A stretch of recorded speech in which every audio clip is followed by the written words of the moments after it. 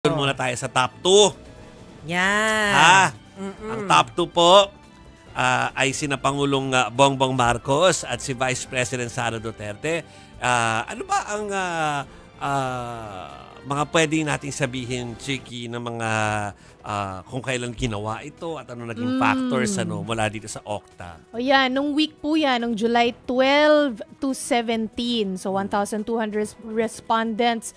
Ano ba mga nangyari noon? Yung mga sabungero, 'di ba? Big yung sabungero cases noon. Yun yung paghahanda Ito yung pagod sila kasi lahat ng mga early coverage isinasagawa nila. Correct. Pre-SONA. Yes. At Ito yung pre-SONA. paghahanda para dun sa ika-4 na State of the Nation address. So kung mapapansin ninyo, itong week na to, ito yung napakaaga kung saan nagpupunta si President Bongbong Marcos. Inaantok na si Masay, Antok STL time. Ano to ha? At saka puro out of town to ha. Yes. Hindi lang dito sa Manila. Of course, may mga event siya dito sa Manila, pero nagpupunta siya ng Tarlac, nag-witness ng pagsusunog ng shabu, nariyan yung 20 pesos na bigas. So very nariyan visible. Very nung week visible. na yun. Actually, kasi eto yung, kung matatandaan natin, meron naging pahayag kasi before yung Malacanang na ang tingin nila, kaya hindi talaga umaangat ng husto yung numero o kaya naman, kaya makikita natin yung resulta ng midterm elections na hindi buo yung suporta sa kanila. Kasi pakiramdam ng Pangulo, hindi nakakarating yung mensaheng gusto nilang iparating sa tao. Kahit na sabihin natin na maganda daw yung ginagawa pagdating sa ekonomiya, madaming projects. Pero ang tanong dyan, sabi ng Malacanang, naramdaman ba ng ordinary people? Ha? That's key Yun Lagi talaga dapat natatama yan. Ano? So, ulitin lang namin, base do sa ratings na inilabas po ng Okta Research doon sa kanilang survey na kinonduct ng July 12 or 13 ba yan? 12 to 17. 17. 2025. Talagang ano yan, weeks, before the SONA talaga Yes, yan. Ano po? before SONA. From 16 nung April ay naging 64% nung July si President Marcos Jr. Ferdinand Marcos Jr. No? So, puntahan natin si Vice President Sara Duterte. Anyari. Ano yung figures niya, Chiki? Eto. Para masabi natin sa listeners. 58%? Yes, 58 from 58% nung April, nung July 12 to 17 survey nga po ay naging 54%. So bumaba ng 4 percentage points. Yeah. Ni-note po ng Okta na tumaas yung mga walang tiwala, yung group na yon, mula 19% naging 23% po yan. Sa mga undecided, halos walang pagbabago. Ito mga wala kaming pakialam. Yes. Diba? So, pero tapos pati yung satisfaction sa kanyang trabaho ay bumaba mula 56 ay naging 50% at yung dissatisfied po ay 20%. Ay tumaas yun. Tumaas yung Yung dissatisfied. 20% naging 23%. Tumaas yung hindi satisfied. Correct. Oo, So yan po. dissatisfied. Anong mga paliwanag po ng Okta dyan? Ang pagbaba ng ratings ay posibleng epekto ng mga isyong kinakaharap niya tulad ng pagtutok sa education sector at impeachment complaint. Ito ay before ibasura. No? Oo, before pa Before basura ng Supreme So pwede Court. maka-apekto. Binasura na, di ba? Yes, So yes. kapag nag-survey ulit, pwedeng maka-apekto ulit yun sa numbers niya. Correct. Pero sa ngayon, nung time na tinatanong sila, ituloy pa yung impeachment. Yeah. Tapos siguro, kung hindi ako nagkakamali, ito yung panahon din kasi na sunod-sunod yung pagbiyahe ni Vice President Sara Duterte sa abroad. Presence din talaga. Presence talaga. Although, ang purpose niya kasi kaya siya nag-a-abroad, mostly, either dadalawin niya si former president o kaya mag-a-attend siya dun sa Free Duterte movement. Diba? Yung parang ganon. Kasi siya lagi Iniimbitahan siya. Kaya lang kasabay din yan yung mga banat ng Malacanang na action, hindi bakasyon. May ganon na banat. Tama, alam ko yun Di ba palitan ng ng mga ng taglines Yes. from different camps. Pero meron ako sabihin na tingin ko tamang ginagawa ni Vice President Ano Sara yan? Duterte. Kasi yung sa biyahe niya, laging may leg doon para sa OFWs. Alam niyo naman, kapag ang OFWs ang kausap mo, it trickles down to the families na nandito. Nandito. Totoo. Oo. Kaya yung pag-alaga nila dun sa base nila ng OFW, Correct, sobra, correct. di ba? Oh. Alam Yes, natin yan. yes. And I Totoo witnessed yan. that nung nakikita ko yung nagbabiyahe pa yung mga pro Duterte papuntang Dahig from other parts of Europe magte-train Totoo. para makarating doon. Sabihin na alagaan nila yung ano na yun. Yung sector na yun. Pero can I just say Yes. na palagay ko, yung admin din naman, alam din nila yung kahalagahan ng sektor na to, yung suporta to maintain yung popularity. Kasi napansin ninyo, Oh, si First Lady ang kumikilos naman bumabiyahe para din. sa mga OFW. Bumabiyahe din. Bumabiyahe rin Oo, siya oo, for oo. OFW. So alam nila na talagang importante to, Chiki. Yes. How important? Politika kino-cover ni Mase for the longest time. Pero OFW talaga ang isa sa mga ano niyan. Oo. Sumesentro yan. At nagkaroon ng programa si Mase dati for OFWs.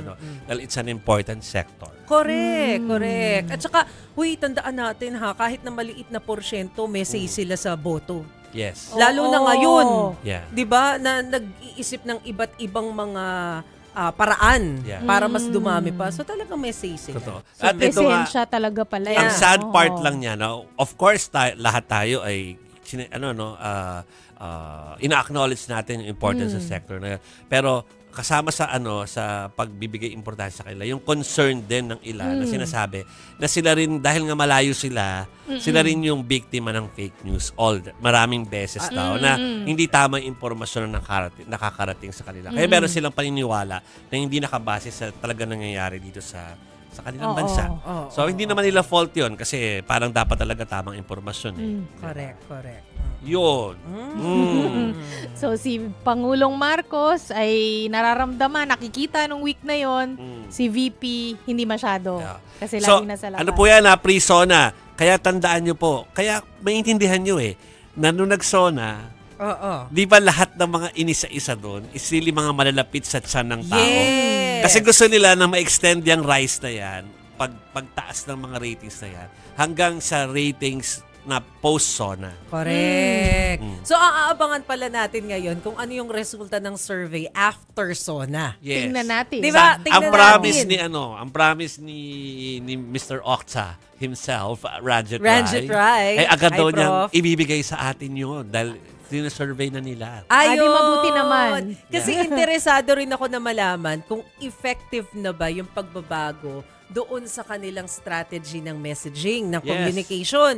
Kasi 'di ba ito na pag-usapan natin nung SONA Day, 'di ba? Yes. Nung nakaraang SONA, medyo highfalutin yung mga ilang termino na ano daw, puro ekonomiya yung pinag-uusapan, ang daming numbers, 'di ba? Pero ngayon iniba nila yung style. Kasi pag iniisip mo, siguro yung SONA nung nakaraan target siguro yung nasa business sector, siguro yung mga investors, baka ganun.